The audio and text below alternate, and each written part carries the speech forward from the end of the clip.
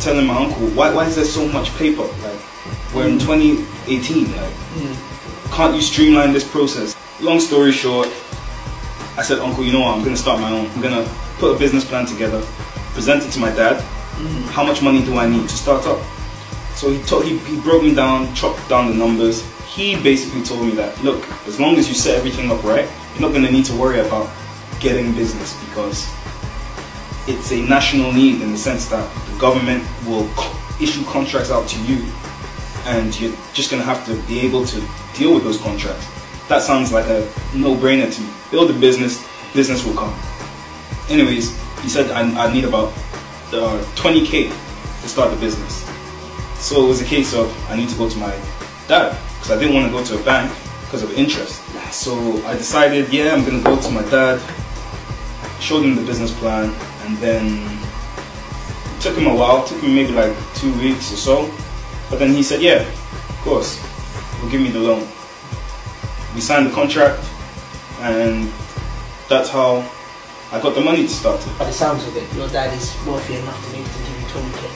Yeah. But other people, that their financial CV might not be as good as your dad's.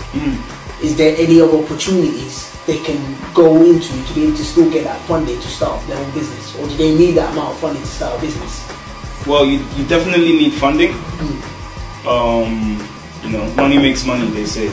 But you definitely need funding, but there are other ways you can get funding.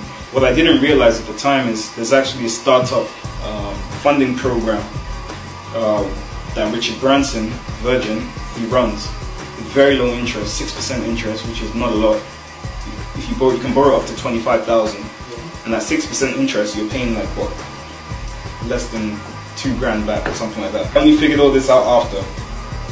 And yeah, so there are other ways. If you know you don't have a parent who's willing to give you the funds, there are definitely other routes you can take. Just need to do your homework and search. Definitely, because obviously it's just important, because not everyone's going to have that financial power to be able to get that amount of funding, and obviously we want people to get involved in businesses as much as possible. You don't want them to be scared about, oh, the money's too much, and then they get turned off.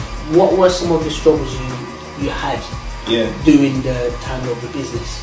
Were there a point where you felt like giving up because you wasn't making any, you didn't have any clients, or give us your insight into that? Back to my dad giving me the money. He finally gave me the money. We signed the contract. We agreed on the time I'd pay him back, which is still coming.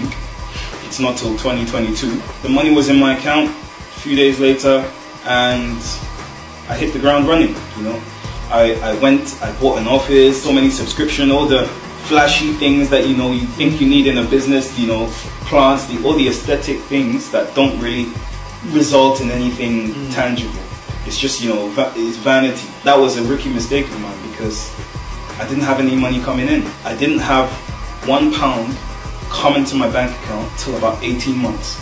So that's just money coming out every day, every month, and I'm making nothing. But it doesn't hit me because obviously I haven't worked for the money. So, you just see it, it's just a number going down. I didn't feel it at the time, and until it started to get really small. Then I go back to my dad, look, and the reason I wasn't making any money was because I was unaware the license was going to take a year. So that license took over 12 months. I got it in February, and I applied in February the year before. So without a license, you can't operate. So I had all these business expenses, and I can't start. I was struggling a lot. I had to get a job. I was working as a carer. I was working as a bartender, just to stop that money going down. I was just putting it all back into the business, and I just had to kind of slow the crash. Fast forward, we got a license in February. I go to the NHS, I go to the local council, say, look, now I have my license, give me some business, let me start working. And they tell me, oh, well, in this borough, you need at least 10 clients. Bear in mind that my mentor didn't tell me that, because in his borough it's different. Another struggle. How am I going to get clients? This whole business has been based off the contract that you said you would give me. What am I going to do now? Long story short, I could have sat there and complained, but I had to find another way. Private clients. How am I going to get private clients? Marketing. What did I study in uni? Marketing.